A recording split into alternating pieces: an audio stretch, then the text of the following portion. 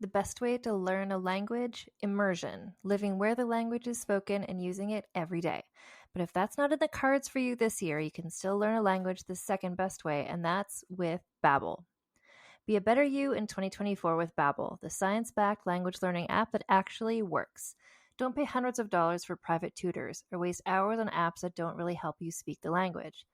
Babbel's quick 10-minute lessons are handcrafted by over 200 language experts to help you start speaking a new language in as little as 3 weeks.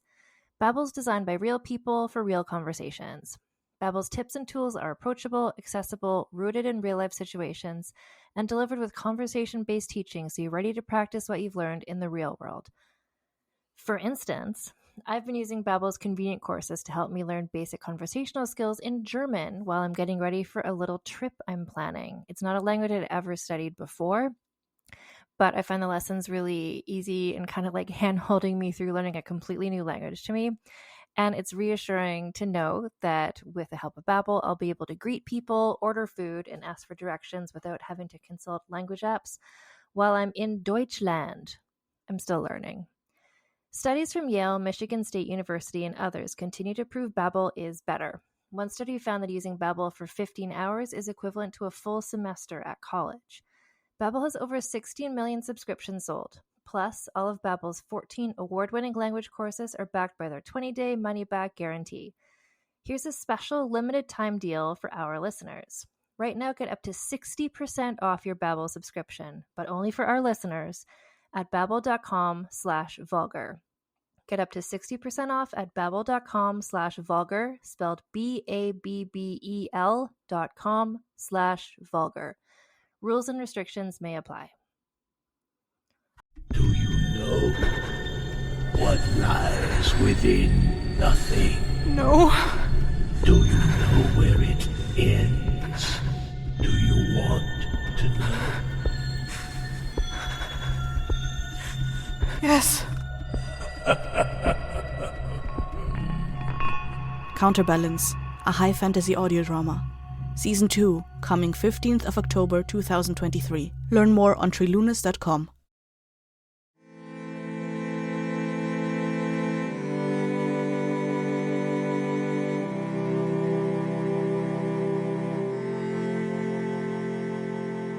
Hello, and welcome to Vulgar History, a feminist women's history comedy podcast. My name is Anne Foster, and on today's episode, we have a returning guest. Princess O'Nika Auguste was on the podcast a while ago. I forget if it was during the Internationale season or some other time. But anyway, she's one of my favorite people to follow on social media and on all the different places where she is. And I'm always happy when she agrees to come and be on the show. And today's topic is one that she suggested. She had a couple of ideas of people that she'd like to talk about on the podcast. And this fits in exactly perfectly with what I'm doing right now, which is just several weeks of just celebrating Black History Month in February. And the person who we're talking about is a name that I had heard, but I didn't know the real story of the person or really anything other than just kind of like the name as a phrase. It's the Queen of Sheba. And I just have this memory, I don't know if it's from childhood or what, but just like when someone shows up to school or something and they look really fancy, you know, like they've had their hair done or something, we'd be like, oh, who are you? The Queen of Sheba? So like, I just kind of knew it was a thing you said when somebody was looking especially fabulous, especially, I guess, wealthy.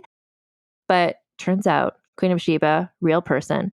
Most of what we know about her is from the Bible. So it intersects perfectly with what her expertise is. She's a biblical scholar and an ancient and medieval historian. She's currently doing her PhD, and she just knows more than anyone I know about the history of Bible era times.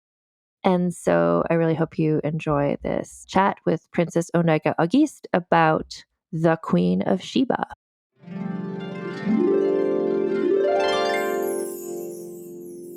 So I'm joined today for a return appearance by Princess O'Nika Auguste, who was last on here talking about Amadarinas, the fabulous one-eyed woman from African history. And today you're here with another story taking place a very long time ago. Welcome back, Princess. Hi, thank you. I'm glad to be here again. Yeah. And so this was a person who you suggested. And so I'm excited for you to explain the whole story to me. So explain. So it's the Queen of Sheba, and at first you said that, and I thought, oh, was that a real person? Because I'd heard the phrase or the name, but I didn't know anything about the history. So take it away. Just explain who this person was, where Sheba was. Well, Sheba, historians are not sure where exactly Sheba is, but most historians believe, well, not most, but some historians believe that it was in Yemen or somewhere in the Arabian Peninsula. So Sheba, we haven't, historians haven't pinpoint where Sheba is exactly, but it's somewhere in Yemen or the Arabian. How long ago is this story taking place? Maybe 5,000, 6,000, 4,000, between 4 and 6,000 years ago. Incredibly long time ago. So the Queen of Sheba, we just know that's her name. We don't know what her name actually was. Well, the Queen of Sheba, she's the queen of this city or this country called Sheba, but the Muslims call her Belquest. The Arabians call Belquest. Belquest. Bel can pronounce the Arabic name, so I'm probably getting the whole pronunciation wrong.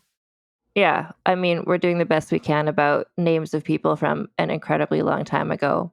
And so explain her story. Like what we know about her is an incident that it's written about in the Bible and then some other sources. So what do we know about what she actually did? So her story in Judaism and Christianity takes place in what the Jews call the Hebrew Bible and what the Christians call the Old Testament. And it takes place in Second Kings chapter 10, I think. King Solomon is the king of Israel or Judah, and he is known to be the wisest man in the world at the time. So the Queen of Sheba, hearing about his wisdom, decides to go and meet him. And they meet, if I remember the story, if I remember the story right. And King Solomon and the Queen of Sheba realize how wise each other were. And then she leaves with a whole bunch of gold and riches back to Sheba. But the Ethiopians have the story that the wisdom she carried back to Sheba was a baby. And in the Ethiopian and I think the Arabic sources says that Solomon actually tricked her to sleep with him. So that's not in the Bible. That's not in, I don't think I heard this legend in Western Christianity. The Ethiopians have that and the Muslims, I think, and Arabs have that story. So the baby grows up to be Malachi, and he wants to meet his father. It didn't turn out the way he expected the reunion, and he went he took the Ark of Covenant with him and went to Ethiopia. And the royal line of Ethiopia is said to be the descendants of King Solomon and King David. Hence why the Rastafarians believe that Haile Selassie was the second coming of Christ because he is of that supposedly line of David, King David, because the Messiah, Jesus, is supposedly to be the descendant of King David and King Solomon. Wait, who is this person who the Rastafarians believe? I haven't heard about this before. His name was Haile Selassie II. He was the emperor of Ethiopia until the late 70s, until 79, I think, until there was the Ethiopian revolution and he died. He died in prison. But so he is said to be the descendant of the Queen of Sheba. Him and his grandchildren, great grandchildren, because he has descendants, are said to be the descendants of the Queen of Sheba and King Solomon. And so the Queen of Sheba, it's such an interesting story to think that she was clearly doing very well for herself. She was this fabulous, wealthy queen.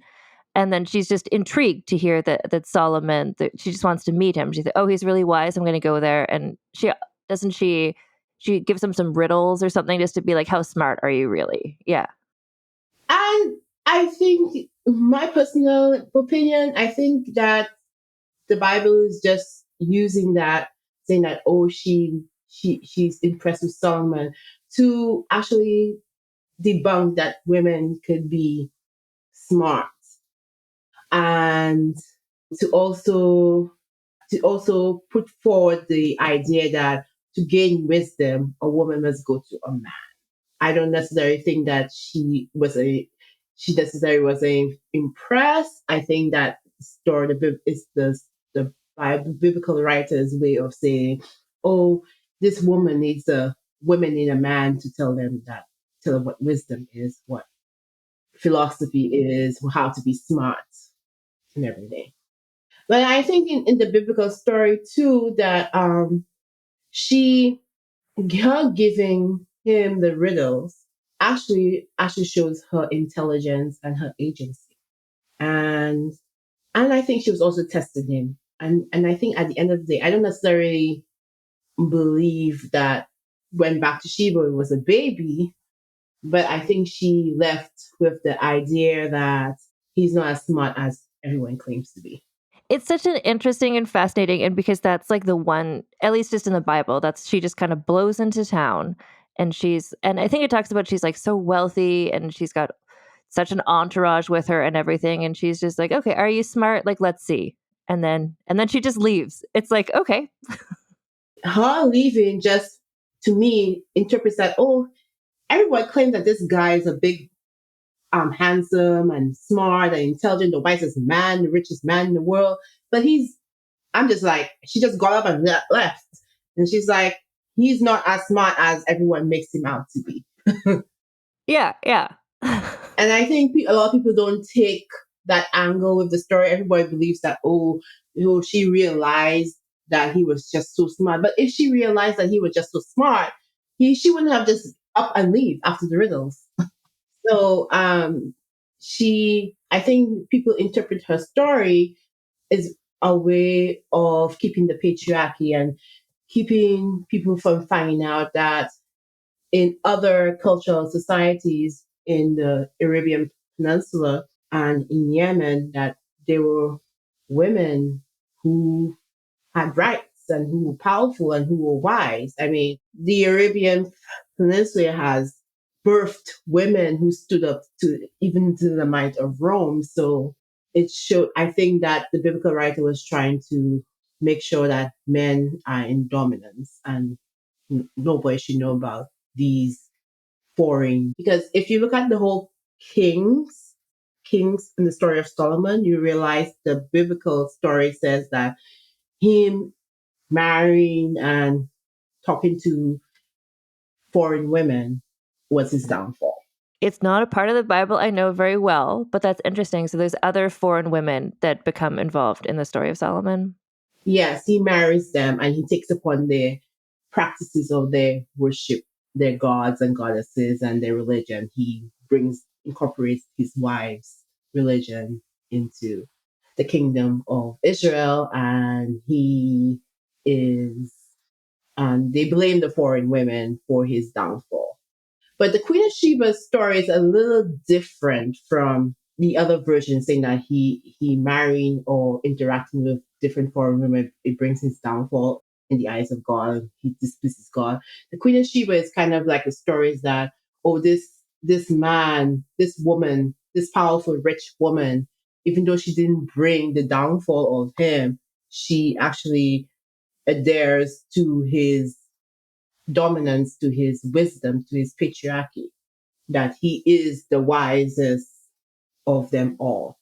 And she, as a woman, a foreign woman, needs this man to show her the path to God. What do you know about the kingdom of Sheba, like where she came from? Because to me, it's impressive that she's a woman. She's seemingly the queen in her own name. She's not just the woman who's married to the king. She's the Queen of Sheba. She has enough independence that she can think to herself, I'm going to go to this place and challenge this guy. Like it seems like, and she's very wealthy. So what do we know about that region and what her role would have been like as queen? Well, again, we don't necessarily know pinpoint where Sheba is. What most archaeologists and historians believe that it's in either somewhere in the Arabian Peninsula or in Yemen. What we know is that Sheba would have a lot of these cities in the east were very wealthy. They obviously had more, their women had more, a little more rights than other places in the same area or even in the West. But we really don't know too much about necessarily Sheba, but we know a lot of the cities there who have been very wealthy with gold and myrrh and all the other kind of all other kind of things that make a city wealthy. And if she is in the Arabian Peninsula or Yemen, she is a kind of in the crossroads in between Africa and Asia. And of course, all these areas in the Mediterranean, Africa, and Asia will all be connected by trade. That's what we know. And we know that she wouldn't have been what we consider white. She wouldn't have necessarily been considered. Although the argument would be that race is a social construct and race is a early modern invention, 1700s, and there are Arabs who have blue eyes and blonde hair. So they are black people with blonde hair and blue eyes. It's rare, but there are. So the whole she would not have considered to be what we consider white, but she would probably been considered a person of color, whether she would have been Arab or Berber. But when I should not use the correct name, I'm amazing because Berber is a Western construct, and or she might have been black. We don't know necessarily so, but we do know that if her son went into Ethiopia, he would probably have been brown skin or dark skin. Just when I was looking up some images and things just to prepare to learn about this from you, I saw she is often, and as far back as like the Middle Ages, like portrayed as like a dark skinned woman.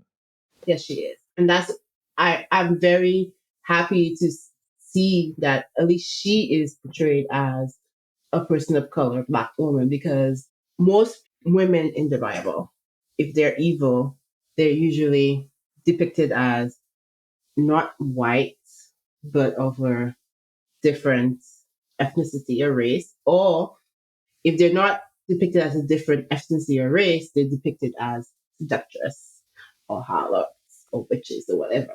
But the Queen of Sheba depiction her reputation has been saved because she's not necessarily interpreted as evil. She's interpreted as, oh, she found out that Solomon is the wisest man.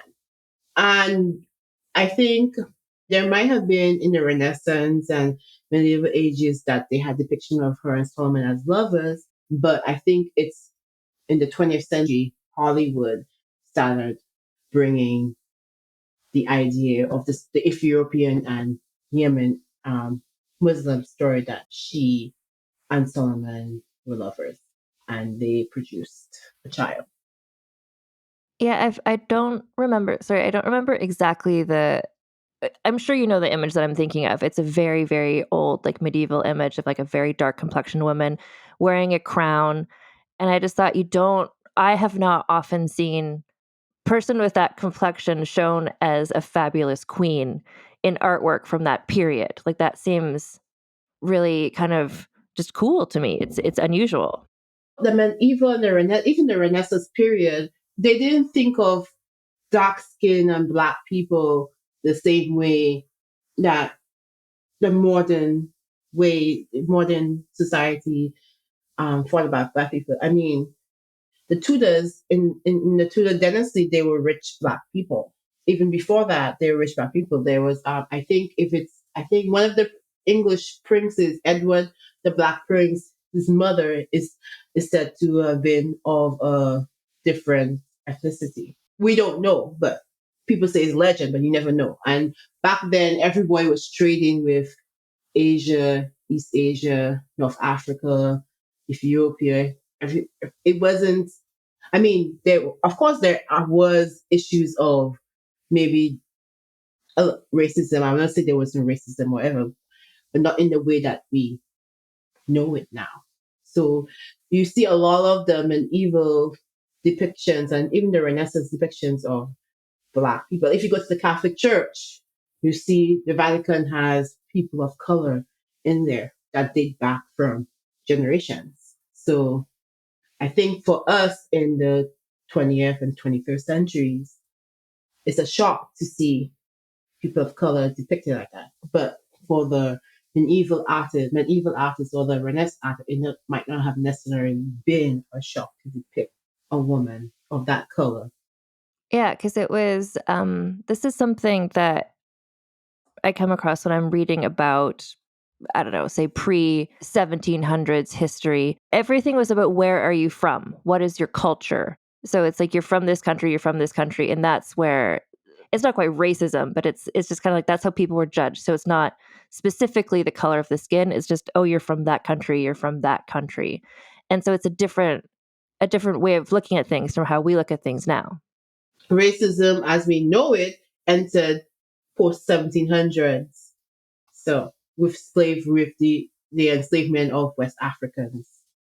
Yeah, so it's interesting. Again, it's just sort of like I need to sort of change the way my brain is thinking to try and imagine how people thought in these earlier periods. There's something I wanted to bring up that I saw because I follow you on Instagram, and we'll talk about all that later. But there was you just shared somebody else's post, and it really stuck with me. And it said, Black history did not start with slavery. Yes. And I thought, because like it's February, it's Black History Month, and that's why I'm excited to talk to you about the Queen of Sheba and just to have this conversation about people with a darker complexion have always existed. Yes, we have always existed. Africa is not poor and starving people. I mean, I hate when people portray Africa on the media of starving children and poverty. I mean, in the U.S., Canada, Europe, there are thousands of people thousands of children starving and thousands of people in poverty, and there are great cities, just like in Africa, there are great cities too. So I just don't understand. Well, I do understand it's anti-Blackness to show that Africa is poor and starving children and women, and the West Europe, the United States, Canada is great cities.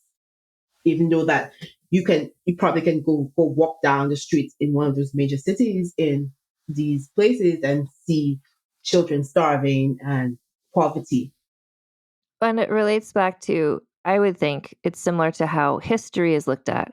And we talked about this a bit in the last time you were on this podcast with the story of Amanirenas, like because there's not a written record about it, so the history is less known.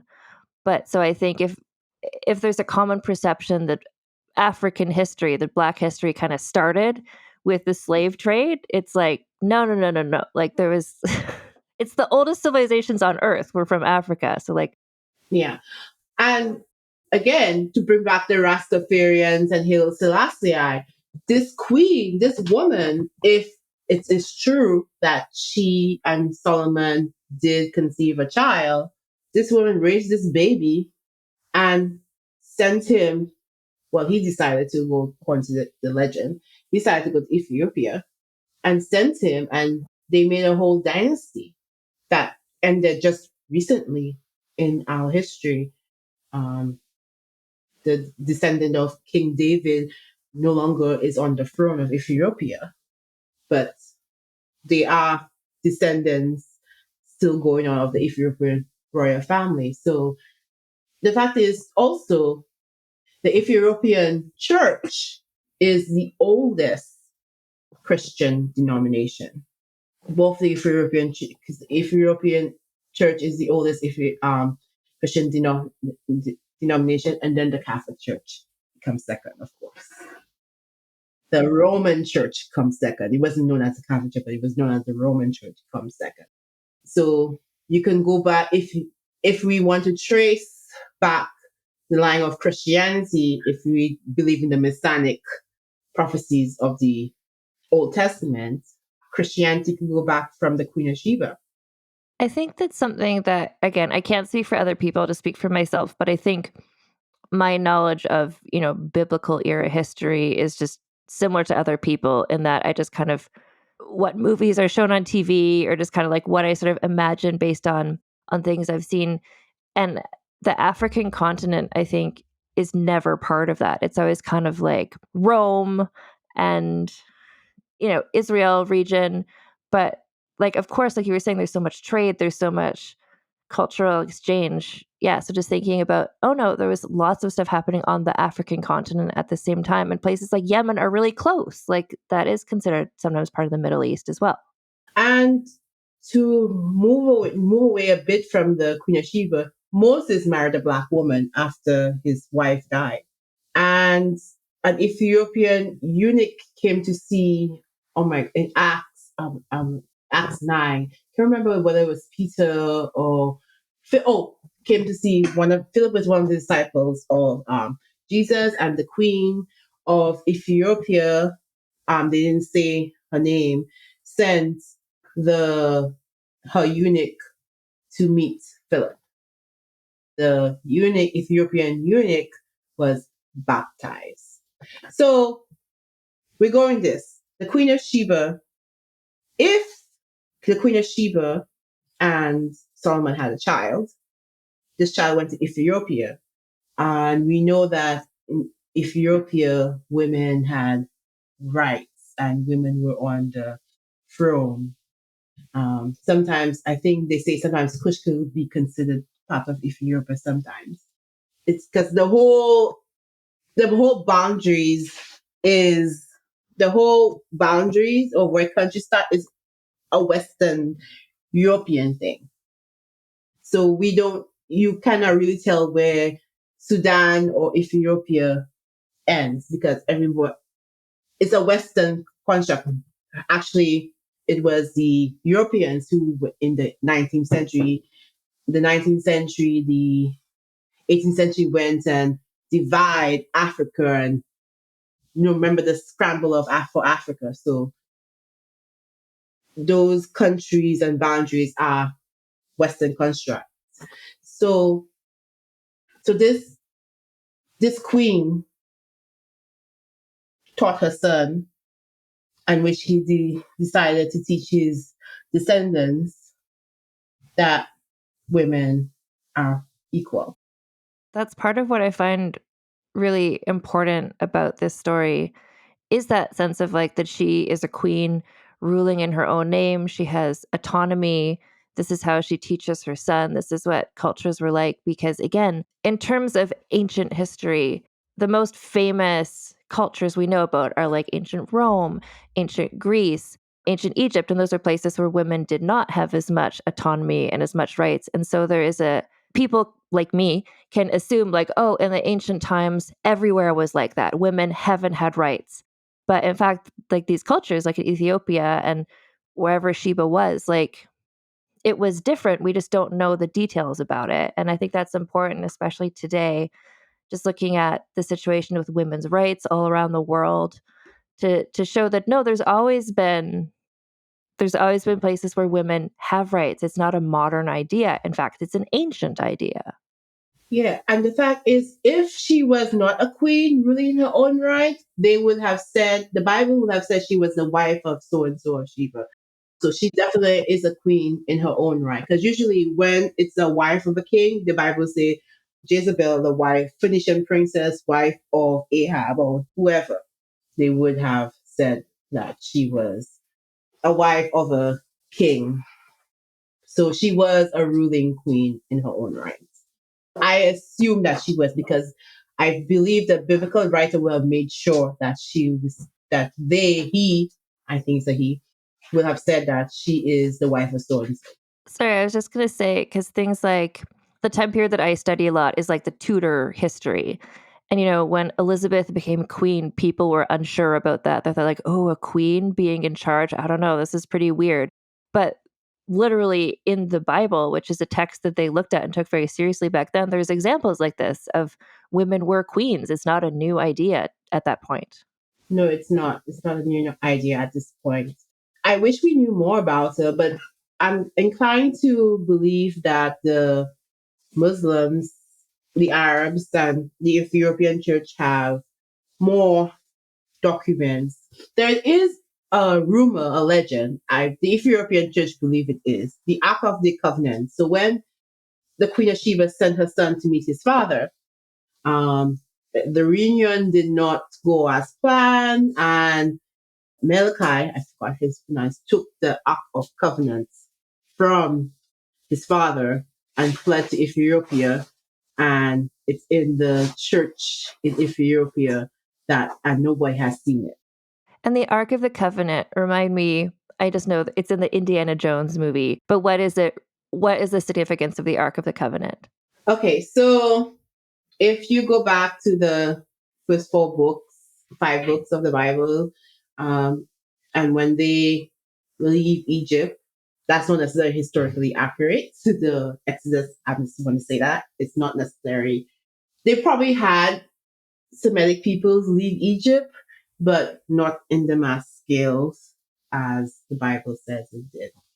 So the Ark of the Covenant, they said I think it was created by God. Moses created it with God, something. I can't remember the details of how it came to be, but that's where God's spirit lived. That's where God's spirit lived at the time. And then that was something that Solomon had and potentially Malachi took after they had this bad meeting. Yes. I think if I remember the story right, the bad meaning was that, of course, the Bible says that foreign women led to the downfall of Solomon, and Solomon departed from God. So I think part of the bad meaning was that Malachi realized that Solomon wasn't as religious or connected to God as he was when his mother met him. That just feels like a very contemporary story to me, to have a son going to meet his long-lost father and he's not impressed. I feel like that happens every day today still. Yeah, it does. It does happen. I mean, Alexander the Great wasn't impressed with his father, and he grew up with the man. So I think it's also a motif in the ancient world that they have these long-lost heirs to the throne or whatever, princes who are mama's boys, and they end up going back to meet up with their father, or they meet their father for the first time and they're not impressed with their dads. And now we're just going to take a break for a word from our sponsors. As a podcast network, our first priority has always been audio and the stories we're able to share with you. But at Realm, we also sell some pretty cool merch, and organizing that was made both possible and easy with Shopify. When you think about successful businesses like Aloe or Allbirds or Skims, an often overlooked secret is the business behind the business that makes selling and, for shoppers, buying simple. For millions of businesses, that business is Shopify. That's because nobody does selling better than Shopify. It's the home of the #1 checkout on the planet. And the not-so-secret secret that's definitely worth talking about is that Shop Pay boosts conversions up to 50%. That's more happy customers and way more sales going. If you're hoping to grow your business, your commerce platform better be ready to sell wherever your customers are scrolling or strolling, on the web, in your store, in their feed, and everywhere in between. Businesses that sell more sell on Shopify. Upgrade your business and get the same checkout we use with Shopify. Sign up for your $1 per month trial period at shopify.com/realm, all lowercase. Go to shopify.com/realm to upgrade your selling today. Shopify.com/realm.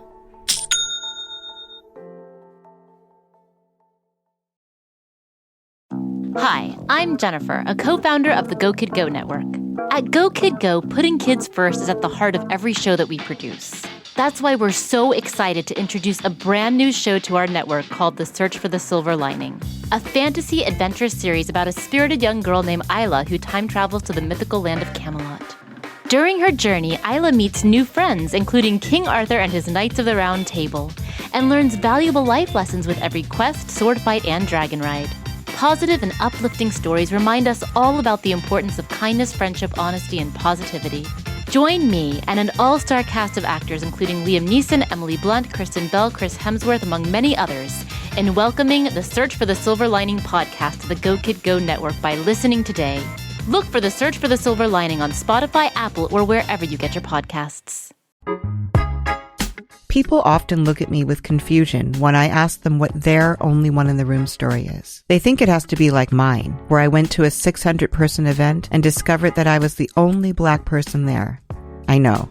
Horrifying, right? Hi, I'm Laura Cathcart-Robbins, and I am the host and creator of the podcast Only One in the Room. Every week, my co-host Scott Slaughter and I invite you to join us for an hour and lose yourself in someone's only one story. This podcast is for anyone who's ever felt alone in a room full of people, which is to say that this podcast is for everyone. And we're back. So in terms of cultural significance, the Queen of Sheba, like again, I said at the beginning, I thought, oh, was this a real person? Because I think you hear people say like, oh, who are you, the Queen of Sheba? Like you say that to somebody who's very fancy or somebody who seems to be very elegant.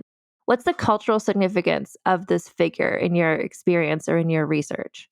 Well, my experience, I've experienced people saying, like you said, if you're a woman, you feel like you're wealthy and you're fancy and you're sexy and whatever, the people will call you, oh, you think that you're the Queen of Sheba, that you think you're smart, you think you're sexy, you think you're all that, confident, which I feel like sometimes it can be used for positive, in a positive light, because it shows that their interpretation of her between 4,000 to 6,000 years later is not necessarily bad light.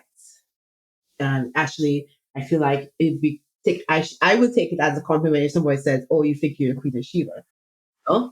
So in my experience, I haven't necessarily seen anything negative or heard anything negative interpretations about her. But Hollywood likes to play on the love story of she and Solomon were lovers. And it may possibly be that she and Solomon were lovers because Solomon was known for marrying and sleeping with foreign women.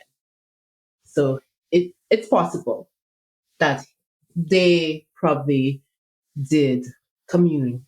So that's what I'm going to say. Commune and had a child, and Malachi was not impressed with his father, and so he went. So it's highly possible. But in my research, I have never seen her be interpreted in such a bad light. Like other women, like Jezebel, we know that she is interpreted as a bad light. But the Queen of Sheba, she's not. Not. It's just that I feel like that the interpretation of her also diminished the fact that she is a smart, independent, wealthy, confident woman on her own. She doesn't, where people interpret the story, the Bible stories, it's in 2 Kings 10, chapter 10, that when she goes to Solomon and she realizes Solomon is the smartest man, the wisest man in the world, and she's pleased. But my interpretation of the story is that this woman just left. After she gave the riddles, I feel like she felt that Solomon failed and she just picked up herself and left. She wanted to go and be impressed, and she was not impressed. Yeah. So my interpretation is not that she was impressed with Solomon, that she was not impressed with Solomon. That's why she up and left. If she was impressed, she would have stayed longer. To know one anecdote about a person, this is such a fascinating one because it really hints at what sort of a person she was, that she came and then she left. Now, I was saying that it's actually surprising that in the 21st century and even the 20th century past, that this Black woman of color, even she wasn't Black, but she probably was an Arab or a Berber or a Miznia, woman portrayed, be interpreted in such a great light. Because I don't think most people take the fact that do you think you're Queen of Sheba as an insult? I don't necessarily take it as an insult. I take it as a compliment because Queen of Sheba was wealthy, she was smart, she was wise. My only problem is with Hollywood. Yes, yes, yes. And just making her seem like just the lover. Yeah. Yeah, I don't know, I'm picturing this very wealthy, fabulous woman who maybe she's a little, when you have so much wealth, maybe she's a little bored. Maybe she just wants to be entertained and she hears, maybe this will challenge me, this man, I'll tell him my riddles. And she goes there and she's kind of like, okay. And it's not that interesting. And she, peace out, I'm going to leave. Like she has other things to do. And then points out to think that she was not impressed. To me, she would have left more gold and stuff for Solomon, but she left with more wealth. So True. Yeah. She just came with all of her wealth and then, yeah, left with it all. I left with more because Solomon gave her some more. That's great. Good for her, honestly. I mean, if she was impressed, she would have left him gold. She did bring him some gold and stuff, but she left with more gold and stuff. So I don't necessarily that story points out that she wasn't impressed. I don't interpret it as other people interpreted that she was impressed with Solomon. Oh, it's so interesting. I would love to see a Hollywood movie about her and what she did before and what she did after and how interesting her own life was, because I think it's so intriguing just to have this one incident to know about her. Yeah. But she didn't burn down. But surprisingly, that the biblical writer didn't say that she brought around the fall of Solomon. Usually in the story, when he's bringing foreign women into his life, whether it's to talk to or sleep with or marry, the biblical writer says that they bring down the downfall of Solomon. So here she's like an equal. She's an equal. She's a ruler in her own right. So I had sent you the and we did this last time as well, the score. And this is going to be, it's interesting, and I don't think just because we know very little about her, I think she's such a fabulous figure. I want to be able to include her in my list of people. So the first category, and these are all scores of 0 to 5. Wait, no. 0 to 10. 0 to 10. So the first one is the scandaliciousness. How scandalous do you think she was?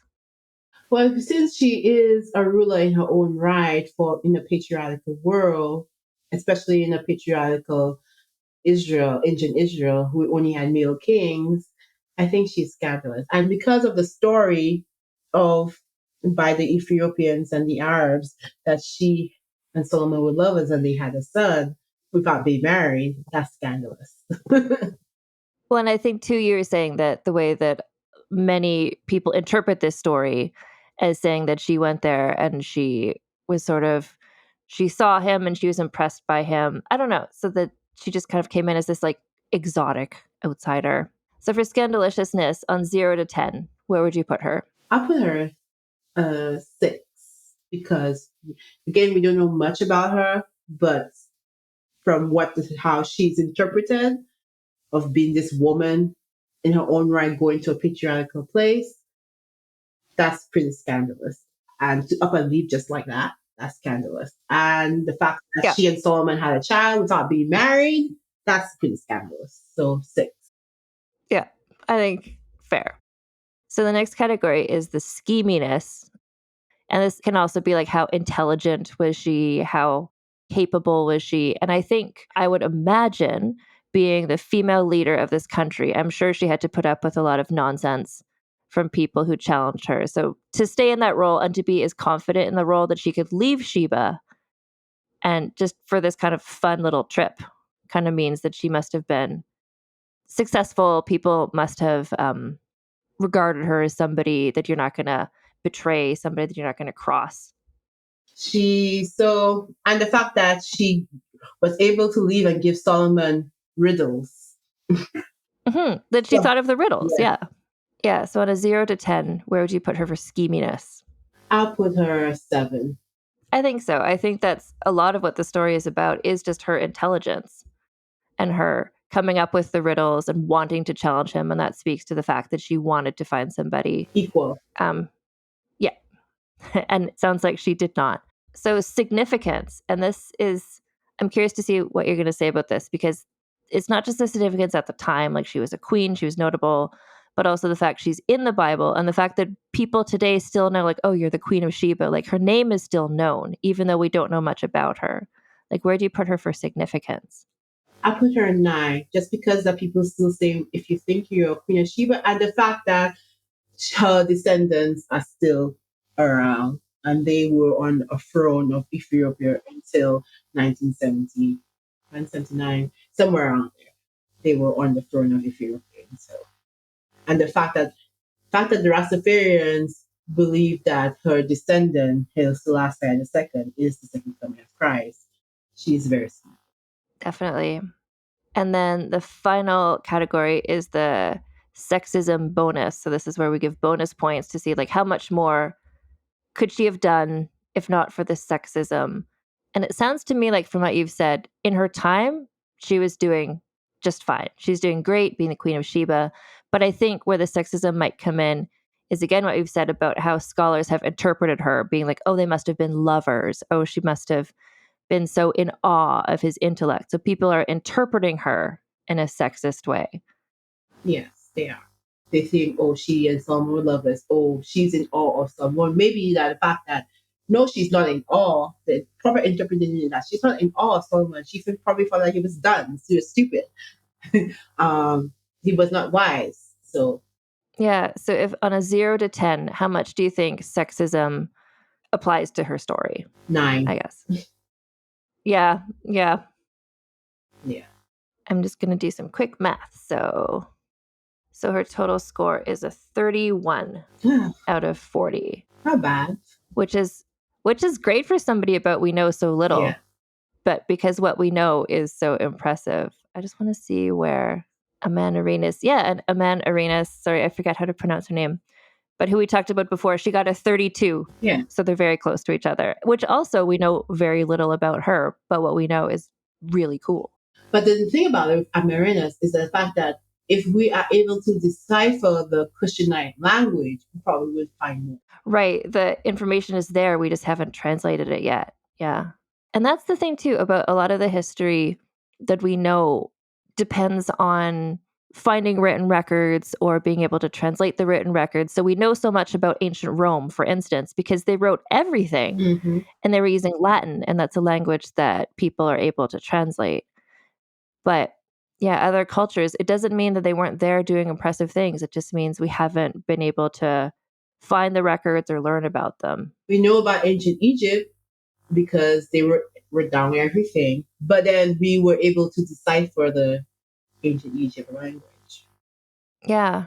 And so that's just a thing that I think I sometimes need to remind myself about. There's so many cultures that must have done so many things that were just as interesting and just as important, but we just don't know because there's not the records. Yeah. And so, Princess, I want you to let everybody know about all of the things you've been doing since the last time you came on this podcast. So people like I'm keeping up, and you're keeping busy. Well, I'm in this PhD program. I'm a PhD student at Dublin City University in Dublin, Ireland. I'm getting a PhD in biblical studies, but my focus is on sexual violence and gender and consent and bodily autonomy. I have a podcast that has Women of History. You can follow me on Instagram at Isles Theologian, and I'm on Twitter, also Twitter, now X. I still don't know what to say it, at Isles Theologian, and I have a Patreon. Yeah. So I think you were on the podcast. I forget when it even was, a year or two ago. And since then, I'm glad to have you back so you can tell people that you have your own podcast now too. Yeah. So people can, hear your takes on. So talk about the sorts of people or just the approach you have on your podcast to talking about the women who you talk about. Well, I'm still new at this, so I'm trying to get better at it.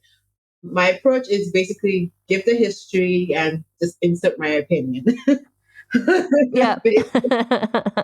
Basically, I talk about I talk about women from the ancient world, and I also talk about women in in the medieval and early modern. I'm not going past 1600. I'm not interested.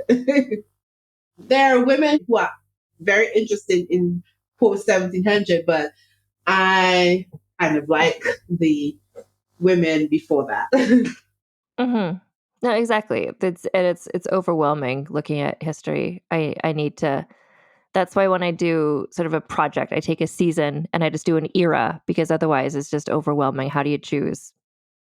It's less known about the women pre 1700s than there are post 1700 because there's a lot of written resources. There's not by the time the photography was maybe a century later after 1700 photography was taken. Um, in the so yeah, and now then in the modern era, telephone, computers, so typewriter. So now there are lots of documents about these women. I do enjoy looking at the older. I guess for me, it's like I like having guests like you on to talk about the ancient world because that's not. I don't know as much about researching that, but I do. I also like that sort of earlier era because you just have a couple. You need to kind of read between the lines of what sources there are, and I like that you can sort of interpret why did people write this down, and what does that mean about this person, and you have to kind of guess and fill in. I find that fun. Yeah, basically. I find that fun too because, like I said, we know a lot about the women post 1700s. There's not much, unless unless we're in a part of the world where people destroyed stuff. But most times, because of the communication inventions, we do have a lot of resources on women post 1700. And I think that's also why it's important. And I'm really glad that you're doing this work because a lot of times women from this older time period, we don't know a lot about them. They're not celebrated, they're not talked about because if there are records, it's often about the men, the kings, the politicians, what they were doing. But the women were there doing interesting stuff too. So even for me, sometimes there's a sentence or two, and I think, oh, that's interesting. Like that this patriarchal society, they couldn't ignore this woman. Like she was so notable. And then I'm like, well, who was that? And so I think making people remember that women were there also in these historical societies where you'd almost think it was only men because that's what all the records are. And if they do have records of the women, they probably do like the Romans, write some bad things about the women. Yeah, just to sort of show like, don't be like this. But then I read those stories and I think, oh, that sounds great. But yeah, and even if they're good qualities, they always want to put a spin on the good qualities to make it look bad. The Romans. Oh, the Romans. oh, the Romans. I just wanted to ask you one more question, and that's just because we're recording this in February and it's going to come out later in February, and just about Black History Month. And in terms of, well, we mentioned before, the Black history is more than just the history of the slave trade and stuff. Just do you have any thoughts you want to share about Black History Month and what things are remembered? Well, what I realized things I remembered by non-Black people is Martin Luther King, Malcolm X, post-slavery, Frederick Douglass, Harriet Tubman. I mean, all these people are great to remember, but Black History Month is not only about slavery and civil rights and post all that, but before that, there were ancient kingdoms in Africa, Ethiopia, Kush, Egypt. West Africa had great kingdoms too. So it's not only about West Africans coming into the so-called New World as enslaved people who have to fight for rights. Stuff, and it's not about the scramble for Africa for Europeans or white imperialists to go these places and cause chaos. It's not about that. It's about the history. We have a great history just like any other culture. I mean, you can find black people have existed in Europe since before the Roman Empire. I mean, the Tudors, there were black people in the Tudors, in the Tudor era. They were rich, middle class, wealthy, poor. Just like they were rich, wealthy, poor, middle class white people. So when people see, and even though Bridgerton is, I'm bringing up Bridgerton, even though Bridgerton is post 1700s, people, when they see, and even though it's not necessarily true that Charlotte was black, when people see they had a black upper class, they people got offended. But in reality, they were black people that were in the upper class in like, in the UK at the time. There were people of color who were rich and wealthy, but it was not a lot, not a great deal of people, but they were there. It's all about poverty and enslavement and everything. Number one, Black history started before the Roman Empire. Started before anything. The first civilization, I think, was on the African continent.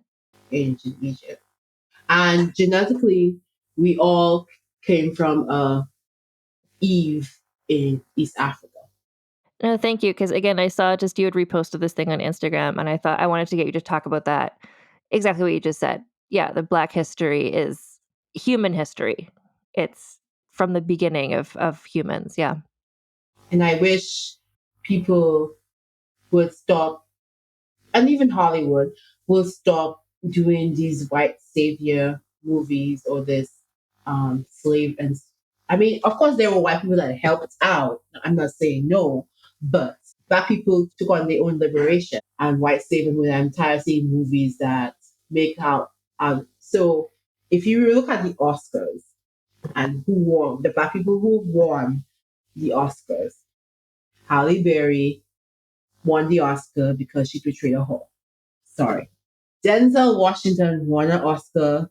It wasn't even for Malcolm X he won the Oscar for. I think he would portray a criminal. And then the other person who won the Oscar was a slave, I think. Yeah, Lupita Nyong'o. Yeah. So, Yeah, and that's where I think Hollywood. Okay, so things like Bridgerton is an extreme example, but it's a good example of, when a major project puts black people in a historical setting, then people get mad. They're saying like, "Oh, you're being woke. You're like making it's fake." But that's because there's been however long Hollywood has been around, all of the 20th century, most of the 21st century, they made movies with just white people in them because it was a racist system. And then generations of people saw those and thought, okay, history is all white people because they saw these movies, they were so influential. So now when people try to correct that by putting people of color in historical settings, then people are it makes some people confused and angry. They think they're being fake. They think they're lying. Where actually, no, they're actually correcting it. They're actually making it closer to what it was. But it's so pervasive. The old, the old, when you were talking about the Queen of Sheba and Solomon and Hollywood, I'm like, yeah, all those movies, she's I white. don't know if she was in this, but yeah, but like the 10 Commandments, all those movies with Charlton Heston about the ancient world, it's all white people. Yeah, exactly. So then people imagine everyone in the Bible was all, where it's just like, no, I'm going to guess, almost no one in the Bible was a white person. It all took place. Well, the only people that were white people were the evil people, the Greeks, the Romans, the Persians. Yeah. Exactly. So then you see these portrayals of Charlton Heston and people in Bible times, and then it just made people, even if you're not aware that you're being sort of manipulated, it makes people think, okay, that's what people looked like then. And then those people get mad when you see a more correct portrayal of the skin tone of those people. Yeah. Yeah, and Hollywood portrays the Queen of Sheba as white. That's what we would consider white in our present day modern context. Yeah. When she might have, when most likely she was an Arab or Berber or Amazigh. I shouldn't say Berber because Berber is a Western colonized concept, or a black woman. No, exactly. And that's why I'm so happy that you came on here to tell this story and just to talk about all of the issues surrounding the way that she's been portrayed Yeah. in movies and other ways. Yeah. So thank you so much for joining me again, and I hope to have you back on the show again soon. All right. Thank you.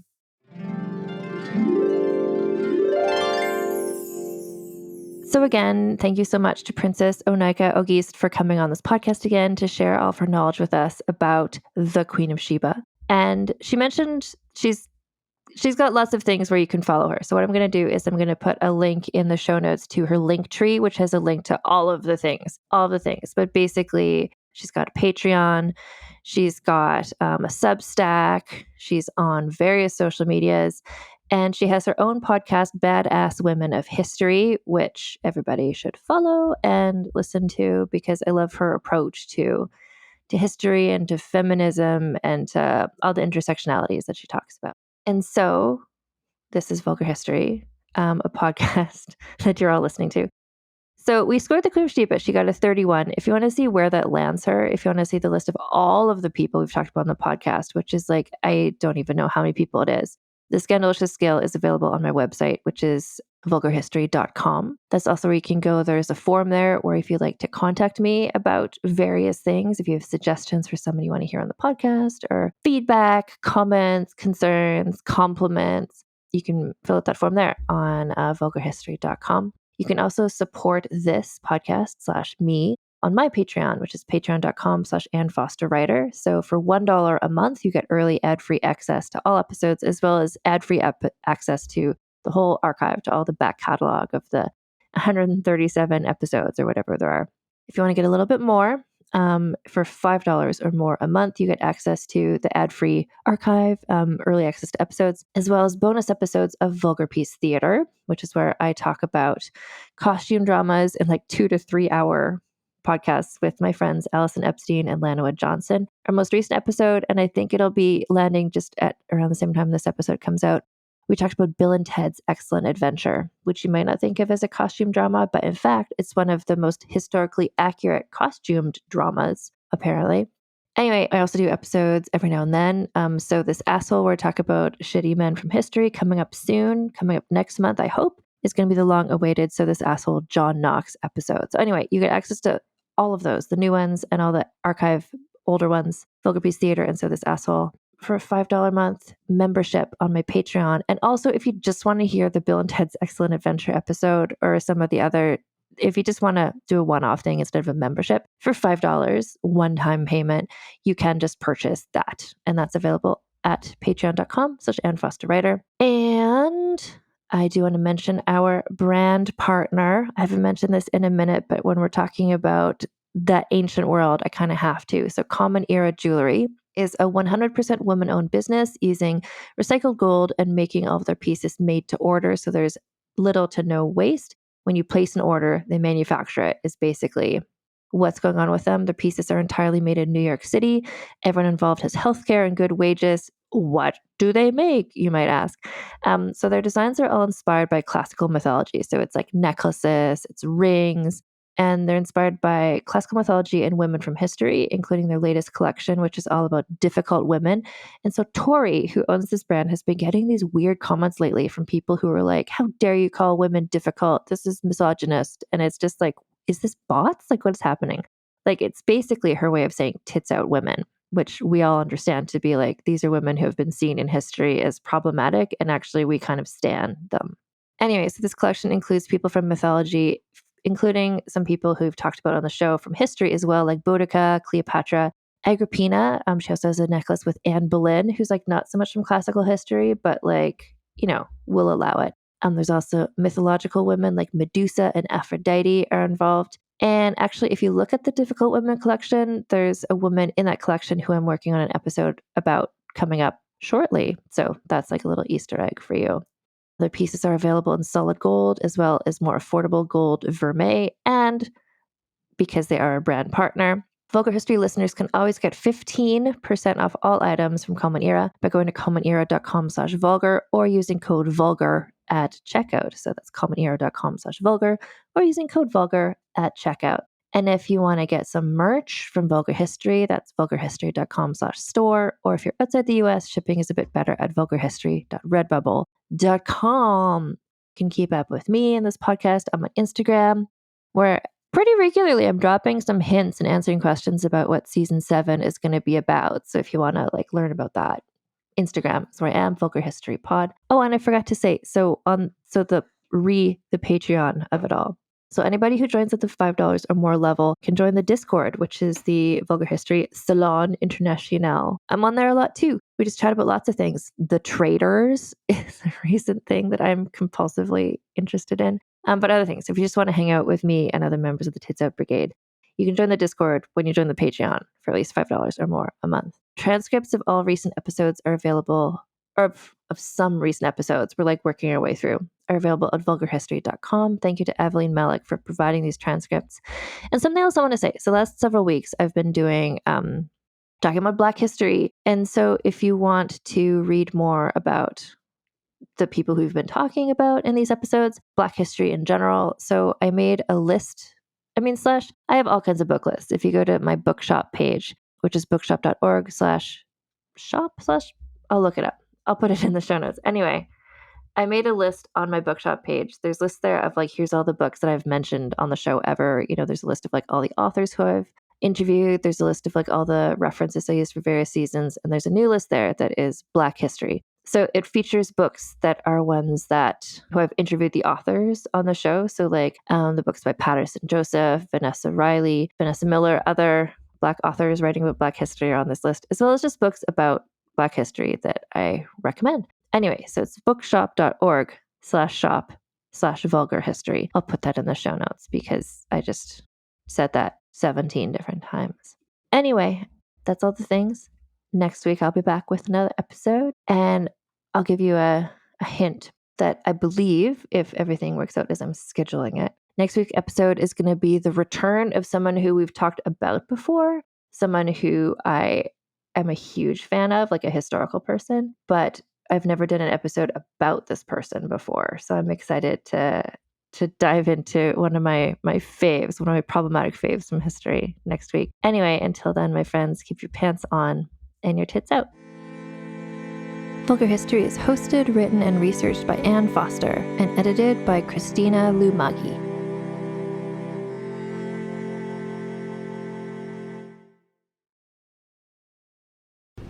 Talmor, Sheshin Murachi. Talmor is my home. My family have worked the land for generations. My gran says the island does not belong to us, but we belong to the island. And we must be ready, for a great evil is coming, and death follows with it. Listen and subscribe to the latest season of Undertow, The Harrowing, a Storyglass production presented by Realm, available wherever you get your podcasts. With your long-forgotten name, we call upon you. We call upon you. In the words of the unspeakable language, we call upon you. We call upon you. By the spilt blood of the wicked, who walk upon this world sprouting the words of false idols, we call upon you. We call upon you. On the land of the dead harvest, that which brings the earth itself into your service, Yamal, we call upon you. We call upon you. We call upon you. We call upon you. Yamal calls upon you. The Sprouting, a Call of Cthulhu actual play podcast by Blighthouse Studio. Find us on your podcatcher of choice.